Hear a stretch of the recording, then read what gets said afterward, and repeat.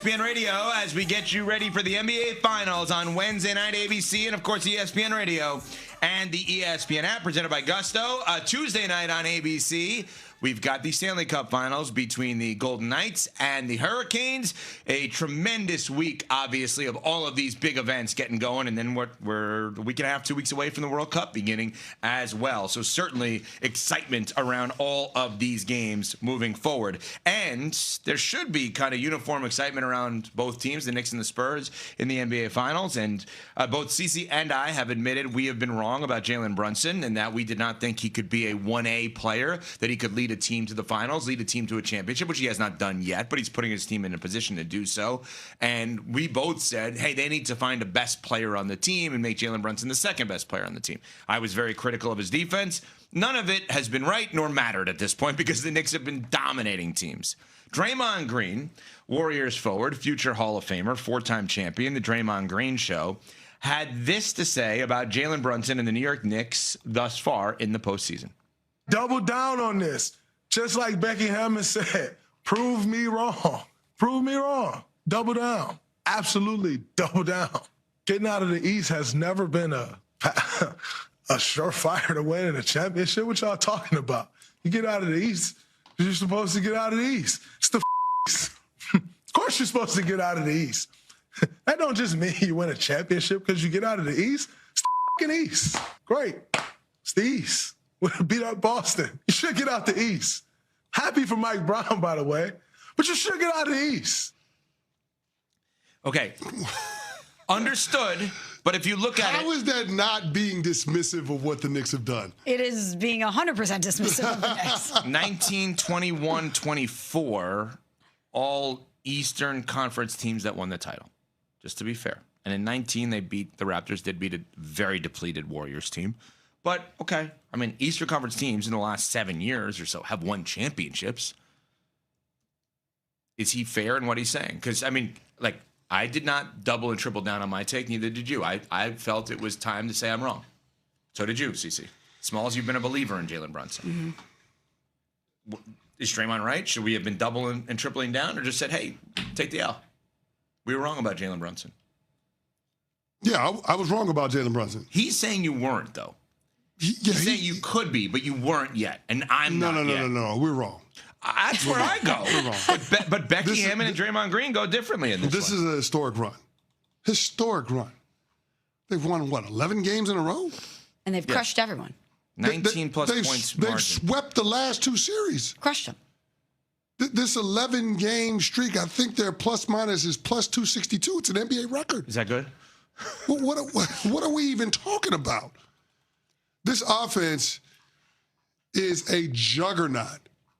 It is so dynamic, and I wasn't sure that the Knicks were capable of even ascending to this level. So credit to all of the players involved. Credit to Coach Mike Brown. He's been known as an offensive coach. Clearly, he's helped that unit in that phase of the game reach a different gear. But I think the biggest catalyst for the New York Knicks in this run has been what they've been able to do on defense. And here's the thing. It's not as if it's something novel. What they ultimately did was they got Karl Anthony Towns to buy into what they were trying to do defensively. He is no longer a liability. They have OG Anunoby, who's one of the most versatile defensive players in the entire league. Mm-hmm. He's healthy. You have Mikal Bridges, who's not an offensive liability anymore based on what we've seen the last two rounds of the postseason. He's a really good defensive player. Josh Hart is all heart, and he's awesome on defense. You've got a lot of guys out there that are good defensive players, and what they have found the ability to do is to protect Jalen Brunson, to insulate him, to keep him from being exposed like he got exposed in a couple of games in that Atlanta Hawks series. They have found a way to mitigate that, and this team is really, really good on offense, and they're really good on defense. And that's why they've been blowing people out. It's not just a product of them being in the weaker of the two conferences. The Knicks are playing really, really good basketball. They are connected more so than any team in the NBA postseason, and that's why they found their way to the NBA Finals. And this is why I disagree with you, Evan, when you say that Wemby has more pressure on him to win and get one early than the Knicks do. Because even despite all the numbers that CC gave us highlighting how dominant and effective they've been, his peers, Jalen Brunson's peers, are saying he might not be the guy. Look at this easy path that they had. Look at them getting out of the East. Okay, you should do that. That doesn't mean that you can beat San Antonio, who's been taking down the likes of the Thunder and Minnesota and Portland. They're intimating that they don't even believe in Jalen Brunson and the Knicks. So why would you think that they don't have more pressure on them to prove everybody wrong than Wemby does, who in his first playoffs got his team to the finals at 22 years old? Yeah, my answer to that would be twofold. One, do you think anybody on the Knicks will be looked at as an all-time historical player? Within the NBA or within this franchise? NBA.